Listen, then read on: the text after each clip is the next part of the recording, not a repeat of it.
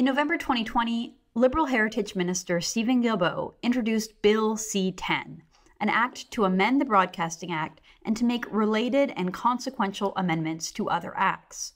Look, it's no secret that more Canadians are turning to streaming services such as Disney, YouTube, Spotify, Netflix, even TikTok and Instagram to consume their music, entertainment, movies, shows, podcasts, and other forms of entertainment rather than relying on traditional radio and television broadcasting.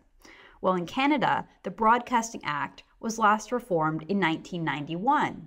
So, Bill C10 is ostensibly a way of making the Act more relevant in a digital age. According to the Department of Heritage Canada, the revenues of online streaming services are growing by about 90% per year, while traditional broadcasters have been losing about 10% of their audience each year over the last 5 years. Heritage Canada claims it is unfair for services like Netflix, who don't have to pay into the Canadian Content Programming Fund, but cable and radio broadcasters do. Fair enough, right? The Canadian Radio, Television and Telecommunications Commission, also known as the CRTC, would thus be given the power to regulate internet content just as they regulate traditional broadcasting. But as always, the devil is in the detail. Should Bill C10 pass, we would be giving the CRTC power to meddle in the discoverability of Canadian content, and online platforms and services like YouTube and Netflix would be forced to pay into Canadian content production. Well, if they're meddling in the discoverability, what else are they meddling in? Do you really trust moralistic bureaucrats, or worse, zealous partisan hacks in the Prime Minister's office to determine what you see online? Many Canadians don't, hence why Bill C10 has now become a free speech issue rather than just a communications policy discussion. In April 2021, the Heritage Committee, which was studying this act, decided to remove an exemption in the bill for user-generated content, making Canadians wonder, will some individual YouTube channels be hidden away while others receive special treatment? Will they be subject to financial rules and penalties? This is how popular Canadian YouTuber JJ McCullough describes what could happen.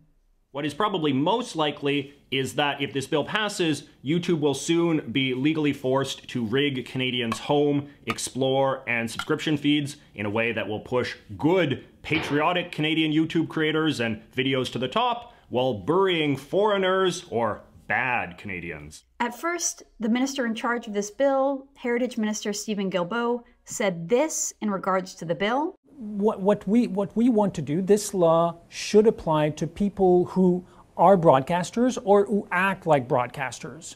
So if you have YouTube channels with millions of viewers and you're deriving revenues from that, then at some point the CRTC will be asked to put a threshold. But we're talking about broadcasters here. We're not talking about everyday citizens posting stuff on their YouTube channel. Well, that didn't go over well. So Guilbeault walked it back and said this, that an individual, a person who uses social media, will never be considered as broadcasters and will not be subject to the obligations or regulations within the Broadcasting Act. And while Guilbeault is on the record saying that pretty much anyone who criticizes this bill is an extremist and that free speech concerns are simply fake news, the reality is that criticism for this bill has come from across the political spectrum, with opposition MPs, civil liberty advocates, lawyers, professors, and former civil servants all speaking out against this bill.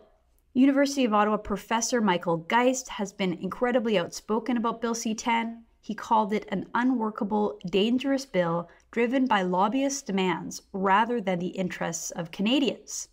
Likewise, the former CRTC Vice Chair Peter Menzies said that the bill is an outrageous abuse of government authority and a national embarrassment.